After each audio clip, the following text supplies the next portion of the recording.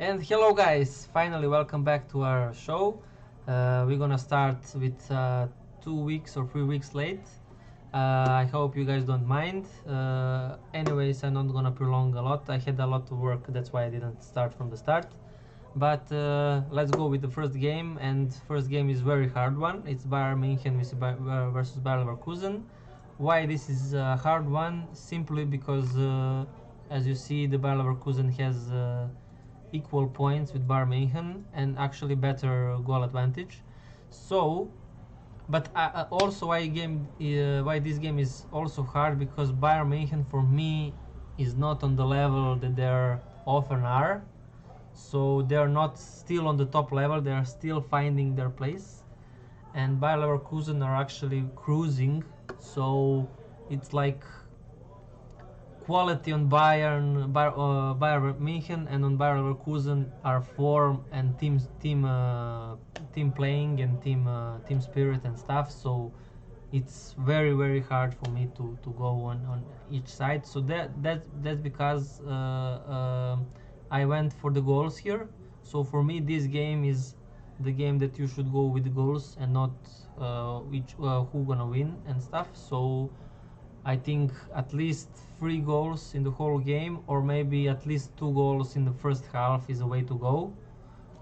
If you go 2 goals in first half, the odds are kind of 2.5 or 2.1, something like that, and 2.05, sorry, 2.1.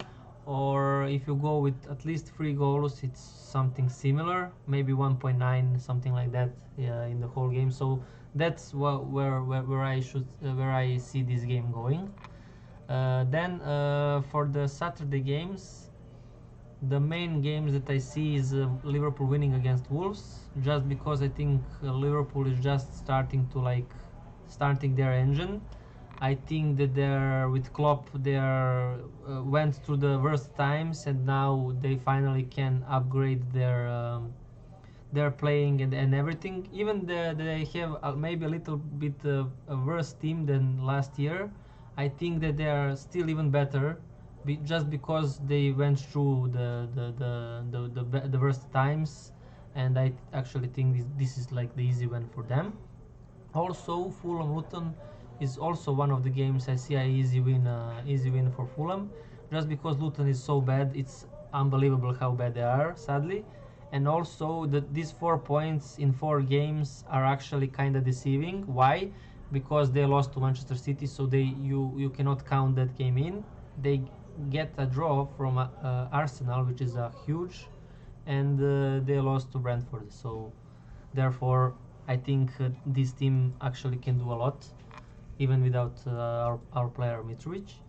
What can I say also for the Saturday games? Inter Milan is a game that I cannot decide. This is a hard game, so this is like a game if you want to go for a little bit more of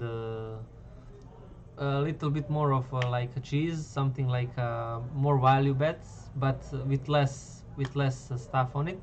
So for me, this game is a beautiful draw game, and this game Juventus Lazio is a win for Juventus, at least for me. But this game can go also either way. Lazio even can win this, but just because they won against Napoli, Lazio is a team that I cannot predict to win 2 games in a row.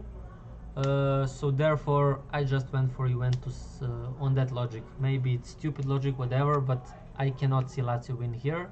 I can maybe see a draw, but I went here with a Juventus win, and that's pretty much. But it's very too hard game, very too hard games. Maybe you should avoid these two. Then this is one of my bankers, Freiburg Borussia Dortmund. Also, I forgot to mention Liverpool is my banker.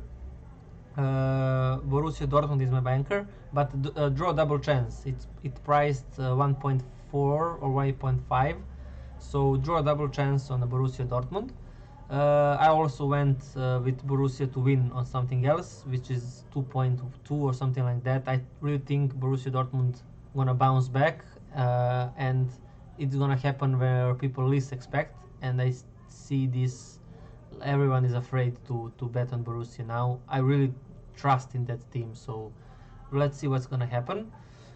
And that's pretty much it for Saturday games. The Barcelona Betis, I did not put it here because I don't trust this Barcelona. Betis is a very counter-attack good team which can score, so didn't want to. And odds on Barcelona is 1.4, which is very low.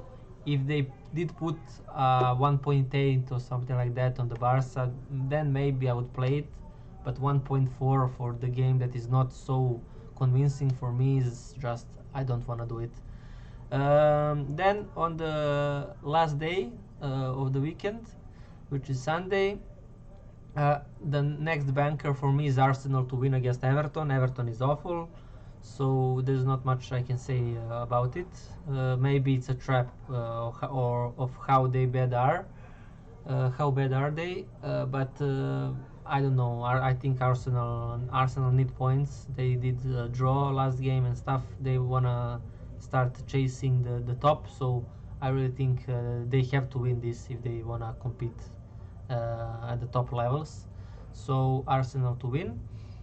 And the last two bankers is Real Madrid to win because Real Sociedad had a lot of draws. Its team is still trying to find its place and its tactic and stuff.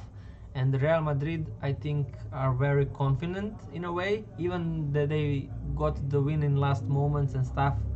I think that how they make chances and stuff, that they are very good. So for me, this is a clear Real Madrid win. And also Villarreal is a team that had a lot of losses, and the tables don't show the clear picture. You see 4 games, only 3 points. They lost to Barca in an epic 4-3 match. Everything could happen in that match. Then they, against Betis, they scored fast. Then they got the stupid red card, and the whole game went crazy, and Betis won. So when you see all this stuff, you think that Villarreal is really bad, but they are actually not. I saw them attacking and stuff, and for me this is like unbelievable how clear win for me this is. And also Almeria is very bad in the league, not just because of these losses, but on how many chances they make and stuff. They are just, for me, they are very bad. So this is like a very good game to play. One of the most confident games this week is actually this game. So and I think that's pretty much it, guys, for this weekend. I was about to say maybe also a game that is playing today, Paris Saint-Germain against Nice. I didn't pick it just because this is a game that also anything can happen, but just because Mbappe is back, and as soon as Mbappe is back, everything like kind of changes in the team, the atmosphere, the goal scoring and stuff. So for me, this is a clear Paris Saint-Germain win, but it's not a banker for me because I don't trust this Paris Saint-Germain team. It's still a team that needs a lot of time and stuff.